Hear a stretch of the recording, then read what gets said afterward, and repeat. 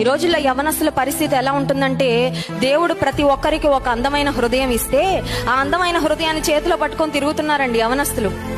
ఏదో ఎవరో వచ్చి నువ్వు నచ్చావు, లేకపోతే నిన్ను నేను ప్రేమిస్తున్నాను, ఐ లవ్ యూ అని 3 మాటలు చెప్పగానే నమ్మేసి, నమ్మిన అమ్మాయిని లేకపోతే నమ్మిన ప్రియుడిని ప్రియురాలిని వంచించి మోసం చేశాక ఆ హృదయం 1000 ముక్కలైపోతుంది.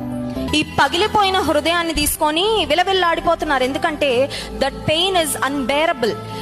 మోసగించబడిన తర్వాత, నమ్మిన వారు అన్యాయం చేసిన తర్వాత, విడిచిపెట్టి వెళ్ళిపోయిన తర్వాత, జీవితకాలం ఉంటానని మీ అమ్మా నాన్న వదిలిపెట్టి వచ్చేయి, మన ఇద్దరం వెళ్ళిపోదాము, నిన్ను నేను చూసుకుంటానని ప్రామిస్ చేసిన ఆ తర్వాత మోసం చేసిన తర్వాత హృదయం ఒక 1000 ముక్కలు అయిపోయిన తర్వాత ఏడుస్తూ ఆ గుండెను విడిపోయిన ఆ భాగాలను, ఆ ముక్కలన్నిటిని గ్యాదర్ చేసుకోవడానికి శక్తి లేక చనిపోవాలని సూసైడ్ అటెంప్ట్స్ చేసుకుంటున్న వాళ్ళు ఎంతమంది లేరంటారు ఈ సమాజంలో.